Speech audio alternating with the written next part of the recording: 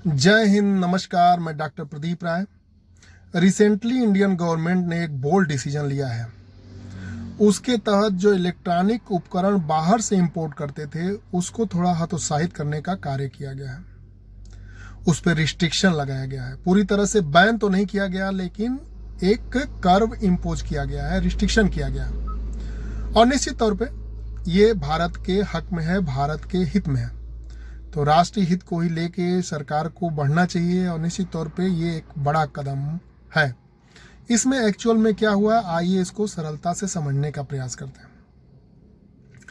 जब हम laptop, computer या कंप्यूटिंग मटेरियल हो या कोई टैबलेट हो या मोबाइल हो, इवन इसके दुकान पे जाते हैं और सामानों को देखते हैं तो मेड इन चाइना उसमें ज़्यादा मिलता है। हम किसी दोस्त के घर जाते हैं तो इस तरह के उपकरणों में मेड इन चाइना ज़्यादा मिलता है। तो निश्चित तौर से एक मजबूत भारत के लिए, एक आत्मनिर्भर अभियान की तरफ बढ़ते हुए भारत के लिए, या कह सकते हैं कि 21वीं शताब्दी के भारत के लिए ये ठीक नहीं है। एक बड़े मार्केट वाला भारत है, इस पे विदेशी कंपनियों का पूरी तरह से कब्जा हो, ये ठीक नहीं है। एक तरह से भारतीय बाजार को बंधक बनाने का कृत्य है। खैर, इसको आसानी से तफसील से समझते हैं। अगर लैपटॉप को ही पकड़ा जाए तो लैपटॉप मार्केट में लगभग 75% हिस्सा केवल हमारे पड़ोसी राष्ट्र का है, और वह यह पड़ोसी है जो हमें बॉर्डर डिस्प्यूट में उलझाए हुए है, जो हमारे अरुणाचल प्रदेश, लद्दाख को और तमाम भूटान के पास के एरिया पे अपना जो है नीयत खराब रखता है, अपनी नज़र गड़ाए हुए है, गलत इरादा है। ये विस्तारवादी और साम्राज्यवादी इरादा रखता है। उस राष्ट्र से हमें ट्रेड डेफिसिट है, यानी हम ज़्यादा से ज़्यादा वहाँ से ज़्यादा हम सामान मंगाते हैं, आयात करते हैं, लेकिन बहुत कम निर्यात कर पाते हैं, यानी ट्रेड डेफिसिट है। तो इसको भरने की भी ज़रूरत है। यानी इलेक्ट्रॉनिक गैजेट पर और इस तरह के उपकरणों पर जो रिस्ट्रिक्शन लगे हैं, जो कर्व इम्पोज हुआ है, वो भारत के हित में होगा, भारत के हक में होगा। राष्ट्रीय हित और राष्ट्रीय सुरक्षा तो जरूर प्रभावित होगी। वो एक तरह से स्ट्रैटेजिक जो बिजनेस है उसको भी प्रभावित करेगा। बिजनेस की स्ट्रैटेजी भी यही कहती है कि ऐसे हालात में भारतीय कंपनियों को थोड़े से संरक्षण की जरूरत है। खैर, हम जब देखते हैं तो पहले तो जो ये रिस्ट्रिक्शन हुआ है, जो कर्व इम्पोज हुआ है, उसमें कहीं चाइना का नाम नहीं है, किसी एक खास कंट्री का नाम नहीं है। और जो लैपटॉप, टैबलेट, कंप्यूटिंग या पर्सनल कंप्यूटर के क्षेत्र में अगर देखा जाए तो अमेरिका की 3 कंपनियां बड़े स्तर पे दिखती हैं, जैसे डेल हुआ, HP हुआ और वहाँ का एप्पल भी हुआ। ये मार्केट में छाए हुए हैं महंगे कंप्यूटर में, महंगे लैपटॉप्स में। लेकिन चीन का जैसे हुएई हुआ और एक लेनोवो है जो बहुत ज़्यादा मार्केट को कैप्चर किया हुआ है, MI Xiaomi का हुआ, ये भी बहुत तेज़ी से पैर फंसा रहा है। और बहुत सी ऐसी कंपनियां हैं, जैसे ताइवान की कंपनी है और साउथ कोरिया की भी कंपनी है, जिसमें सैमसंग वगैरह देख सकते हैं, और हांगकांग, सिंगापुर और मलेशिया की इवन कंपनियां हैं जो भारत में बहुत तेज़ी से अपने लैपटॉप्स बेच रही हैं।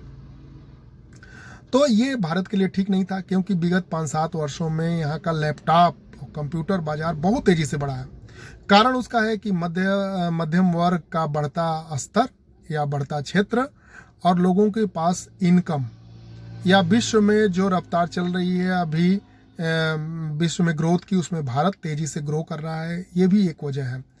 तो इतने बड़े मार्केट को हम किसी को लूटने, खसोटने या बंधक बनाने के लिए नहीं छोड़ सकते, और खासतौर से अपने दुश्मन पड़ोसी राष्ट्र को जो हमारे लिए बदनीयत रखता हो।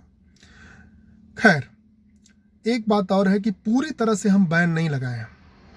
इसमें कहा गया है कि रिसर्च कार्य के लिए या किसी महत्वपूर्ण कार्य के लिए हम एक असाइनमेंट में 20 लैपटॉप या कंप्यूटर मंगा सकते हैं। एक कंसाइनमेंट में 20 से ज़्यादा लैपटॉप या कंप्यूटर या इस तरह के इलेक्ट्रॉनिक उपकरण नहीं होने चाहिए। या कोई अगर जाता है बाहर और वो बाकायदे एयरपोर्ट से चेक इन करता है तो एक लैपटॉप वहाँ से मार्केट से परचेज करके ला सकता है अपने साथ, और जो उसका कस्टम ड्यूटी हो, कस्टम फी हो, वो पेमेंट करेगा। बाकायदे लीगली वो इस तरह से इंपोर्ट कर सकता है। लेकिन अब वो कंपनियां व्यापक पैमाने पर आकर इस तरह से सेल नहीं कर सकती हैं। तो पूरी तरह से रिस्ट्रिक्शन बैन भी नहीं है, थोड़ा सा रिस्ट्रिक्शन है, कर्व इम्पोज है, तो ये स्वागत योग्य है। एक वर्ग ऐसा है कि जो कहेगा कि ये ठीक नहीं हुआ, क्योंकि विश्व की तमाम जब कंपनियां आती हैं, तमाम ब्रांड आते हैं, तो उनकी एक पॉजिटिव कंपटीशन होता है, एक सकारात्मक प्रतिस्पर्धा होती है, जिससे रिफाइंड वे में और अच्छे स्तर की चीज़ें हमें प्राप्त होती हैं, यानी उपभोक्ता का लाभ होता है। लेकिन इतना बड़ा मार्केट है, मार्केट पे विदेशी कंपनियों का कब्जा है, तो इसको देखते हुए एक वर्ग ऐसा भी कहता है कि जब उनको रोका जाएगा तभी भारतीय कंपनियां इमर्ज करेंगी, ग्रो करेंगी, उन्हीं में आपस में कंपटीशन बढ़ेगा, और जब वो सामान ज़्यादा बेचेंगी, पैसा आएगा, तो रिसर्च एंड डेवलपमेंट का कार्य करेंगी और विश्व के तमाम अच्छे अच्छे ब्रांड से वो को कम्पीट करेंगी। ये भी एक विज़न है।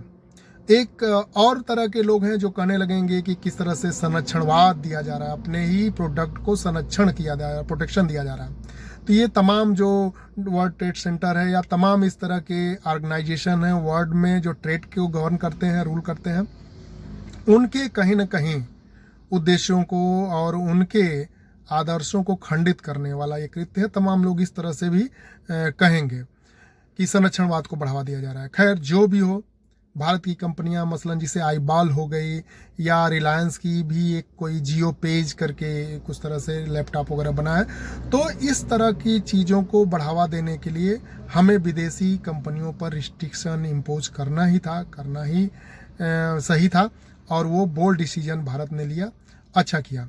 हम पूरी तरह से विदेशियों को रोके नहीं हैं, वो चाहें तो हमारे यहाँ ही असेंबलिंग का कार्य करें, आए मैन्युफैक्चरिंग का कार्य करें, भारत की कंपनियों से टाई अप करें और थोड़े से अपने को थोड़ा सा बड़ा बनाते हुए टेक्नोलॉजी ट्रांसफ़र भी करें, तो भारत में उनका स्वागत है। अभी एसर कंपनी को सुनाई देता था 1.5-2 साल पहले कि नोएडा में आ रही है और बहुत बड़ा मैन्युफैक्चरिंग हब बना रही है। पता नहीं उसका क्या हुआ, इस तरह से तो बहुत लाइमलाइट में उसकी चर्चा नहीं रहती है। खैर, लेनोवो जैसे बड़ी चाइनीज़ कंपनियों को रोकने के लिए इस मार्केट से ये बहुत ज़रूरी था। और एक बढ़ता हुआ भारत जहां अब चिप बनाने की बात करता है, हांगकांग ताइवान की मदद से भी बात करता है, और जहां बड़े बड़े सेमीकंडक्टर्स की बनाने की बात करता है। सेमीकंडक्टर अब ऐसी चीज़ें हो गई हैं या सेंसर्स ऐसी चीज़ें हुई हैं कि गाड़ी से लेकर रेफ्रिजरेटर से लेकर तमाम वॉशिंग मशीन से लेकर TV, radio, mobile, laptop, tablet, हर जगह उसका प्रयोग होता है। तो इस तरह का जिसका प्रयोग बहुत ज़्यादा होता है, तो इस तरह की चीज़ें भारत में निर्मित ही होनी चाहिए, क्योंकि भारत एक बड़ा बाज़ार है।